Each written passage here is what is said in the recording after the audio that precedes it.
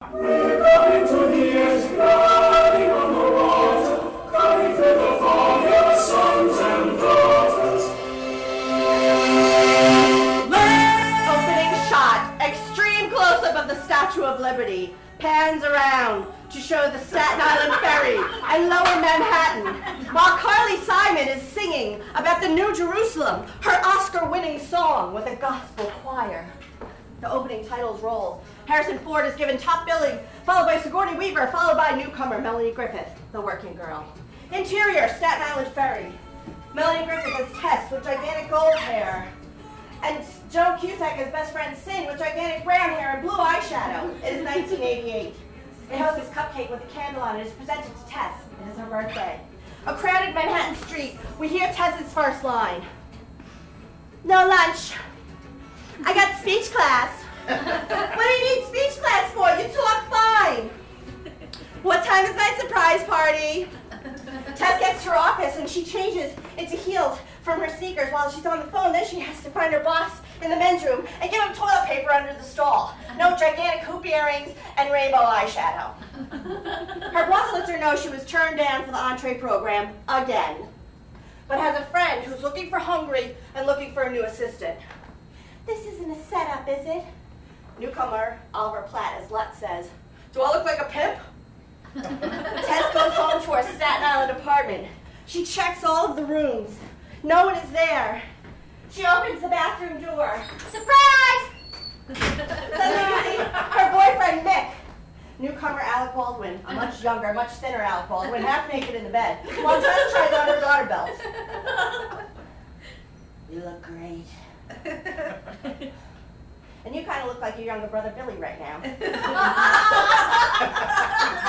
You know, Nick, just once I could go for a sweater or some earrings, you know. A present I could actually wear outside of this apartment.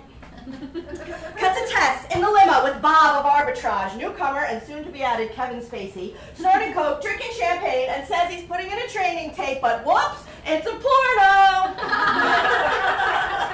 Tess marches into her office. No, electric blue mohair sweater with gigantic shoulders. She goes to her keyboard and she makes the stock ticker read. David Lutz is a sleazoid pimp with a tiny little dick. And as the rest of the office starts to notice, they all start clapping and cheering, and you can hear one enthusiastic extra shout out, "Yo, David!"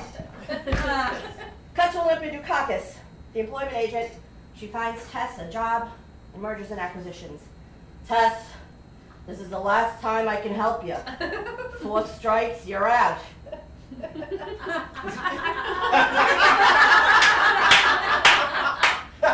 Unsuccessful use of a sports analogy. Tess unpacks her banker's box. She pulls out a stuffed bunny. Pictures of her and Nick. She has a noisy charm bracelet on. Catherine Parker walks in. Sigourney Weaver. All of the secretaries scurry to their desks and you hear typewriter keys clacking. It's 1988. Oh, great bunny. Dressed impeccably, they notice the woman. Coco Chanel. How do I look? You look terrific. You might want to rethink that jewelry. Watch me, Tess. Learn from me. Who makes it happen? I do. I make it happen. That's right. Only then do we get what we deserve. Cut to Catherine skiing, flying off the mountain and screaming. She breaks her leg.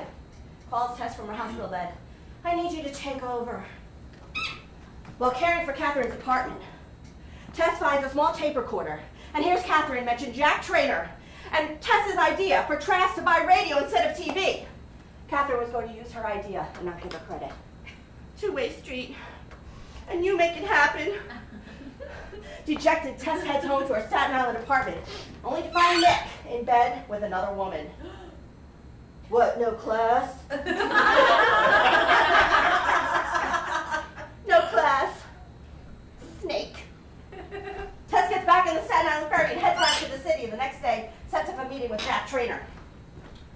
She tries on clothes from Catherine's closet. $6,000? It's not even leather. She takes some Valium and cuts her hair. Then we see her in the dress at the bar. Finally, we get to see the gorgeous recent superstar, Jack Trainer, Harrison Ford. no business cards. No, you must know so-and-so. No resumes. Let's just meet like human beings for once. I eat lust and tequila. They drink tequila. Power to the people. The little people. I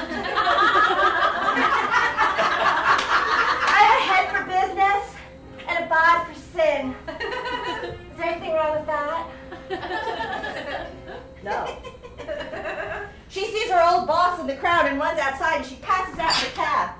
He takes her to his apartment, carries her up the stairs. You sure are pretty. The next morning, they're in bed together. She gets dressed quickly and runs out. Cut to the meeting at Dewey Stone, and she realizes that the man that she was drinking tequila with is Jack Trainer. Her hair is in a neat updo, but traces of rainbow eyeshadow still evident.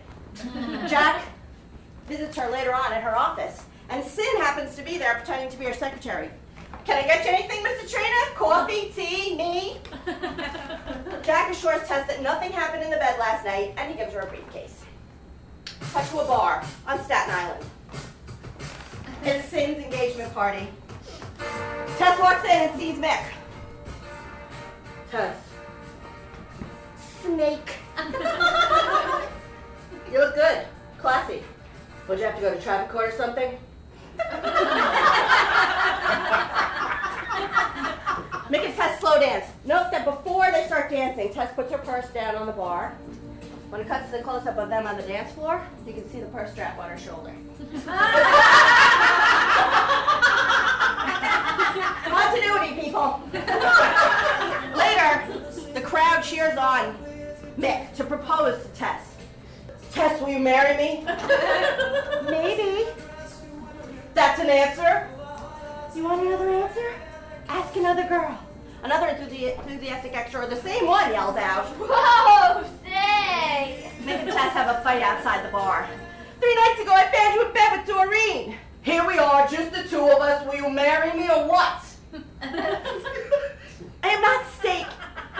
You can't just order me.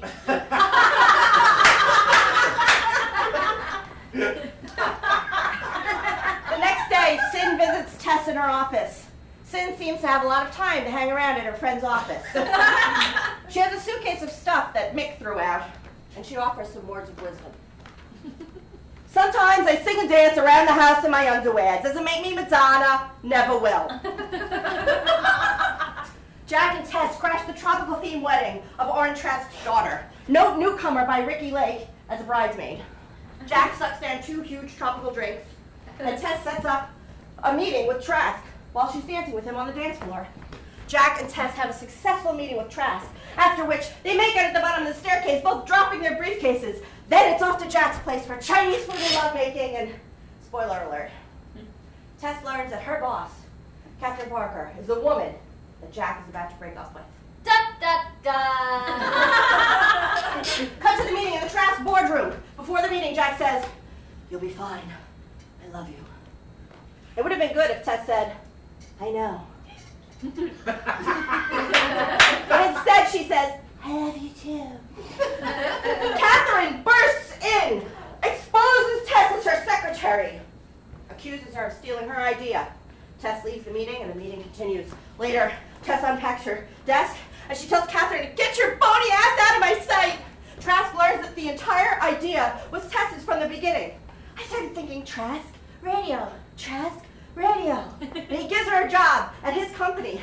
Jack and Tess kiss, and the whole secretarial pool starts applauding and cheering, and there's that same extra again yelling, "Way to go, Tess, way to go!"